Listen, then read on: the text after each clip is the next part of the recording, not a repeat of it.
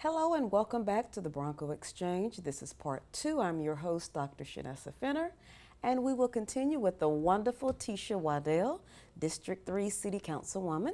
Welcome back. Thank you, thank you. Let's talk about this Civil War and History Center. Absolutely. So there's been a lot of information that has kind of been put out over the last few months.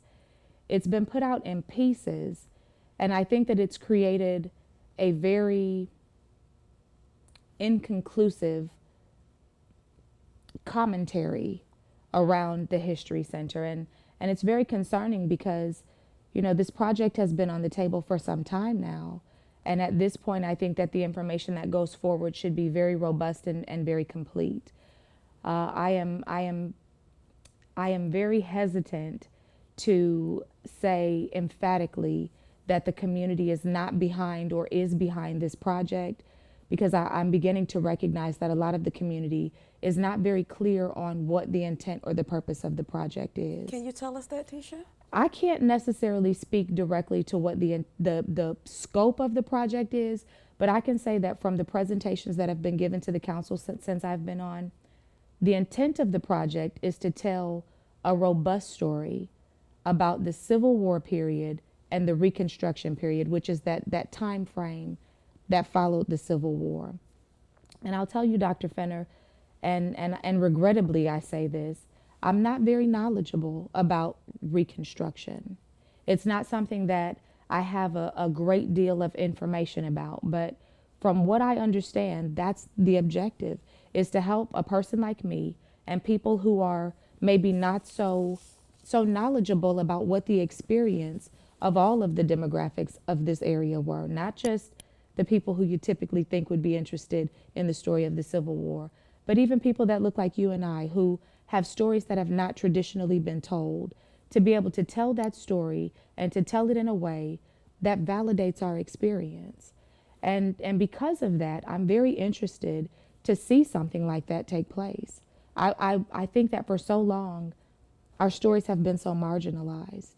I can remember, Dr. Fenner, I was in the 7th grade, and I have a teacher, I still remember her name.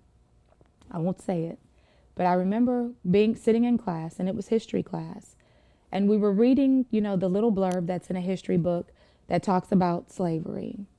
And because it was never really a very robust story that was told. And I was in a classroom, and I was the only black child in the classroom. And I remember that teacher looking over and saying, we're going to let Tisha explain this aspect because she's probably most familiar.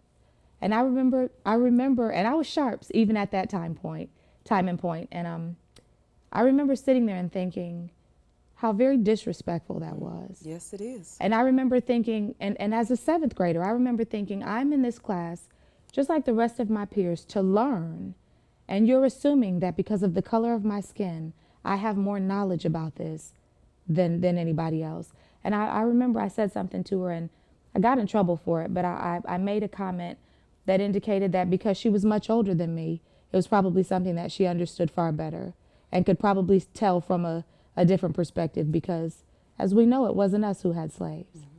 So I think that really that experience for me shaped how I look at this. Mm-hmm. I think the story needs to be told. Okay. But I think it needs to be told from every perspective. And I want to know, my great-grandfather was 102 when he died. He still tilled land in St. Paul's, North Carolina. I never sat with him and heard the stories of what it was like during that period when black people didn't have the freedoms that we have now. Mm-hmm.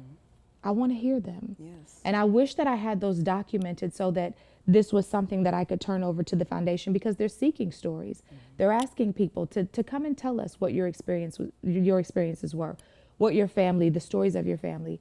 I want to hear those stories, Dr. Fenner. Mm-hmm. I think that they give us power. Yes, they do. I think that they give us a position of strength to be able to stand on. And as I've shared in many rooms that I've been in, when people ask me, why do you want to see this happen? I say, because I look at our city right now. Right now, we have a council that's coming on. There will be 8 people of color, 8 black people. And we will have the majority seated on the council. We came from a time and place where our people were sold in this city on the very street that now our people govern. Mm-hmm. And I just feel like we deserve to know that history just as much as everybody else. Mm-hmm. And so for that reason, I hesitate because as long as that's what happens, as long as the story is told in the way that the foundation is indicating that it will be told, I'm supportive of the project. If that's not what happens, I'll be very disappointed and I will feel like I made a bad decision. But at this point, sometimes we have to take at face value that people are very interested in doing exactly what they say. Mm-hmm. And I believe that the council in 2016 that voted to give $7.5 million toward this project, I wasn't on the council at that time, but I hope that they had done their due diligence enough to be able to know that the people who were involved in this project were serious about what they said. Mm-hmm. And Tisha, speaking of older people giving us the wisdom in those stories, you know, I was grateful to have a great-grandmother and a grandmother and other older people to tell me those stories of segregation and things of Absolutely. that nature. And I think it's important that we know those stories. Absolutely. Because, you know, we need to know our history, we need to know what happened, and we always need to be aware. Absolutely, because what you don't know, you repeat. Exactly. And Dr. Fenner, I think as an educator at the level that you are, you can probably attest to the fact that many of our children mm-hmm. don't have any idea about this. And I don't know, you know, I'm not a teacher. I don't know what the curriculum is right now, mm-hmm. but I don't even know that they necessarily take the time mm-hmm. at this point to really teach that. And a lot of people are afraid to have those conversations mm-hmm. because we're so racially polarized, we're so divided that people are afraid to have those conversations. And I think that if this is executed properly, mm-hmm. it gives a safe space wherewith we can have this dialogue mm-hmm. in a very moderated way, and we can feel safe in knowing that our concerns are being heard and our story is being told. And I'm excited about that. Yes, I agree with you. I think that sometimes people are afraid to tell those stories, and I think they should. Our young people, they need to know. They need to know our history. They need to have a sense of belonging and a sense of pride when it Absolutely. comes to the African American race. And I feel like it is very important. I also feel like sometimes, Tisha, people don't want to talk about things and they think that it's going to magically disappear or go away. Right. But it still needs to be addressed. Absolutely. Mm-hmm. It has to be addressed. Mm-hmm. And I think that we are at a critical juncture, not only as Americans, but in North Carolina, particularly in Fayetteville, where we can either face head on the things that make us uncomfortable, or we can decide that it's just something that we just don't want to talk about anymore, and we can allow the racial divide to get deeper and deeper and deeper. Mm-hmm. And I'm just concerned about our city in that way. I've been here, as I said, over 22 years, and I've never known our city to shy away from conversations. We're a melting pot. Mm-hmm. We are a melting pot. We have so many different types of people in this city. Mm-hmm. I just don't think that this is the type of conversation that we should shy away from. Mm-hmm. Amen. Right. November 15th. November the 15th. So let me begin by saying on November the 14th, there's going to be a public forum for people to come and really just present their perspective about the possibility of this history center. On November the 15th, I'm going to be having a community meeting because, as I indicated to you, my personal feelings can't determine how I govern. And so I need to make sure that I check in with the residents in my district and say, how do you feel? What do you want? What do you think? Because my voice on the council has to reflect what their desires are.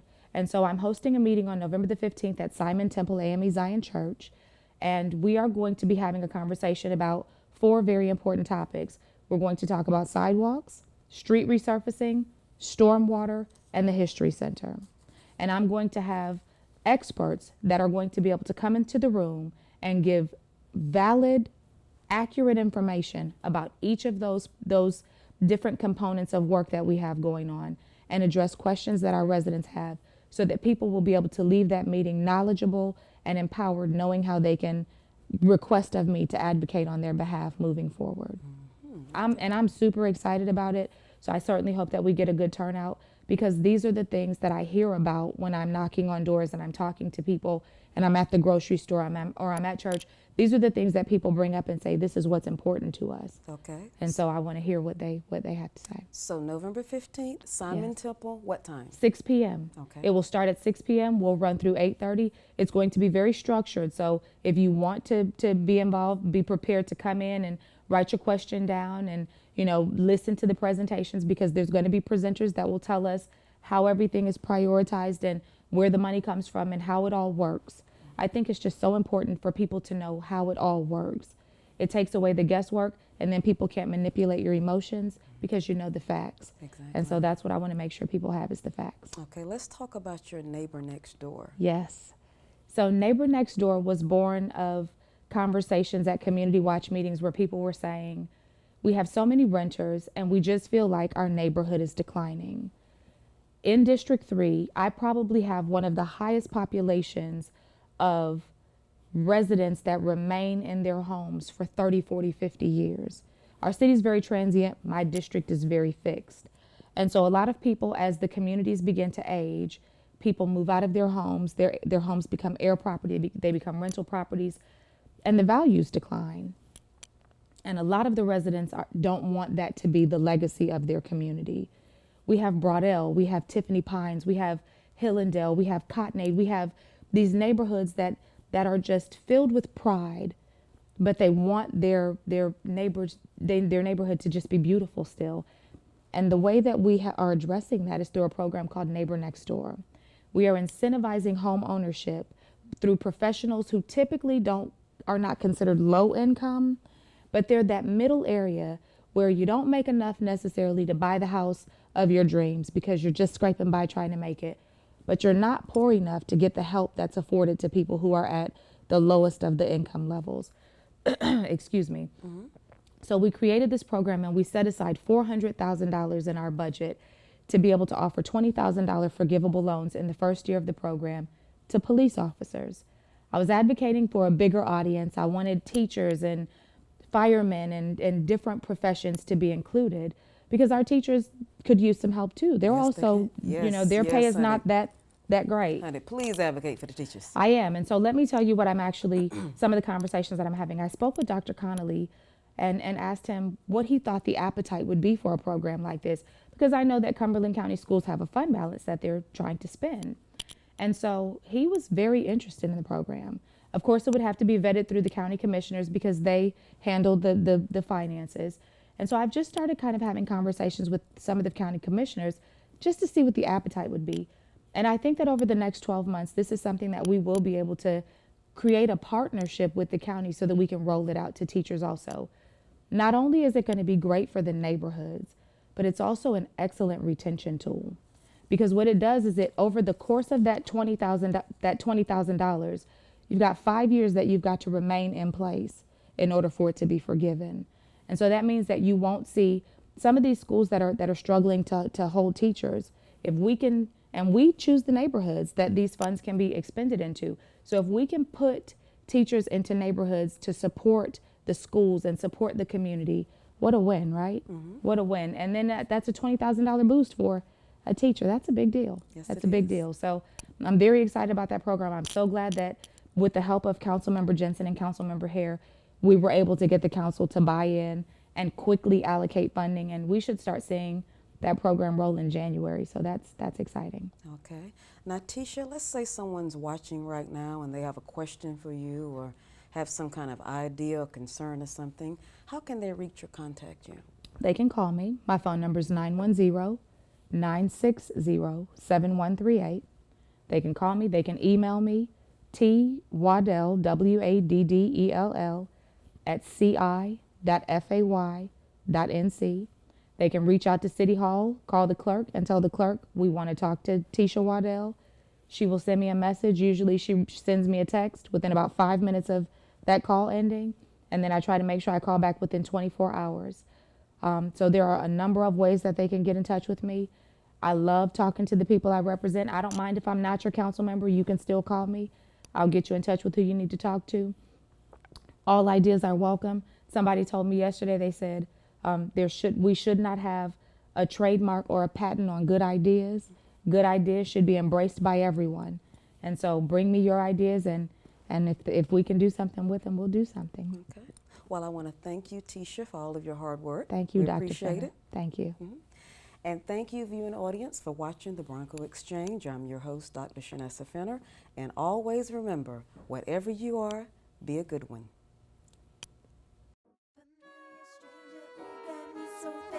Hypnotized, familiar stranger, stranger. Wait, hold up, don't run, I don't bite. Familiar stranger, got me so very much hypnotized. Familiar stranger, stranger. Wait, hold up, don't